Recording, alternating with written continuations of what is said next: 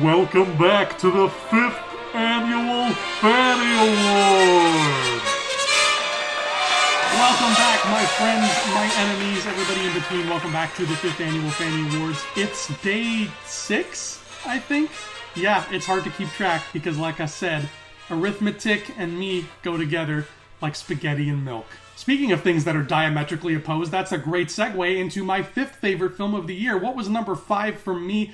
It has to do with things that are on the opposite ends of a spectrum. Therefore, I present to you my fifth is hard to say, 5th favorite film of 2019, Star Wars Episode 9, The Rise of Skywalker. I need to make one thing very clear right off the bat.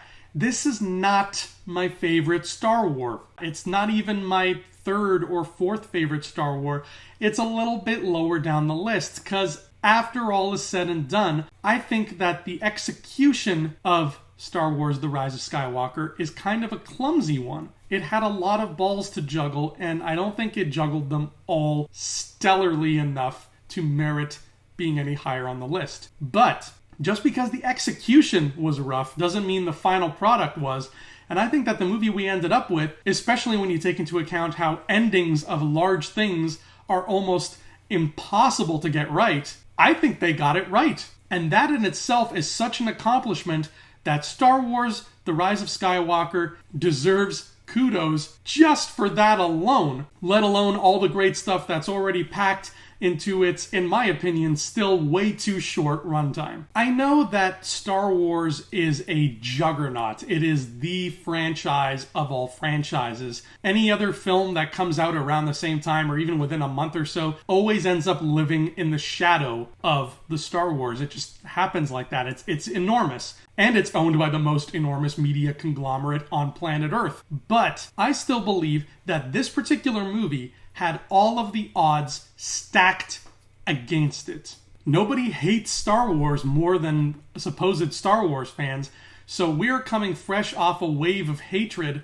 from The Last Jedi, a movie that not a lot of people cared for. On top of that, we're coming off the wave of financial failure for the first time in Star Wars history. Solo did not make a whole ton of money, and that scared Disney. So you have a bunch of scared, angry fans and a bunch of scared, panicked Disney executives, and somehow they have to put together a movie that pleases both of those parties while simultaneously wrapping up the storylines of 8 other movies that have come out over the course of 42 years. Every mission in every Mission Impossible movie was less impossible than this task. And yeah, the movie that they ended up making is really rough around the edges. It feels like there have been bites taken out of it.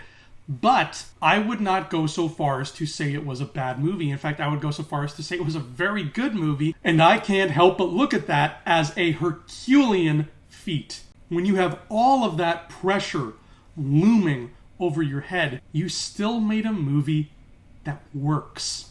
Even if it's not the best Star Wars movie out there, it works. On top of that, this is probably the most Star Warsy Star Wars that has ever Star Warsed.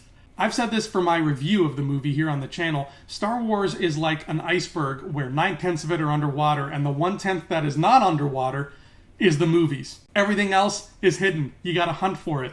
And that has never been the case more than it was for Star Wars The Rise of Skywalker. This feels like it really is rewarding people who pay attention to the other aspects of Star Wars. People who read the comics, people who read the novels, people who watch the TV shows, and who stay up to date on the lore. All of those people are going to enjoy Star Wars The Rise of Skywalker on a whole other level than the people who just walk in as casual fans.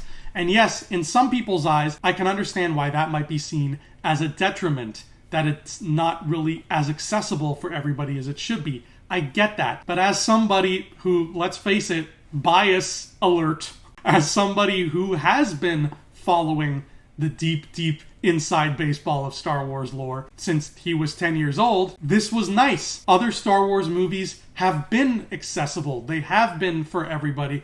This one really felt like it was zeroed in on people who really paid attention to the lore, and I can't help but appreciate that too. This movie flip-flopped a lot on my list. Initially, it was going to be yesterday's film. It was going to be number 6. The only reason I put it above Midsommar is because I feel like I haven't seen the real, true Midsommar experience yet. I haven't seen the full director's cut. And maybe once I do that, Midsommar is going to take over this spot and Star Wars is going to move down a notch. That's how these lists work.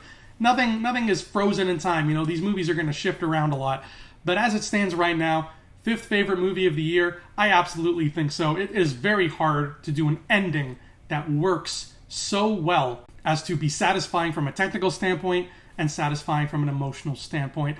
And I think Star Wars really hit those beats very well, particularly the emotional standpoint. While this isn't going to have you bawling like Toy Story 3, it is definitely going to bring all kinds of feels for people who have either been around just for these 3 movies, you know, the youngsters, people who might have been watching since the prequels in the late 90s, early 2000s, or even people who've been around and they're old and gray now, but they saw it in 1977 as kids and they are OG fans. I think everybody is going to have emotional resonance with The Rise of Skywalker. Everybody is going to feel something, whether it's sorrow or joy or something, from the end of this film. As far as big epic endings go, it hits that target superbly without ever losing sight of what made it so grand in the first place. I can't stress it enough. This is Star Wars. From second one to the final closing credits. Speaking of closing credits, it's time for ours, but don't worry, the Fannie Awards will keep right on rolling. Tomorrow, I'm going to tell you my number 4 favorite film of the year and give out one of my favorite awards, the Fannie Award for the best original concept. That's all happening tomorrow. Stick around. We will be right back.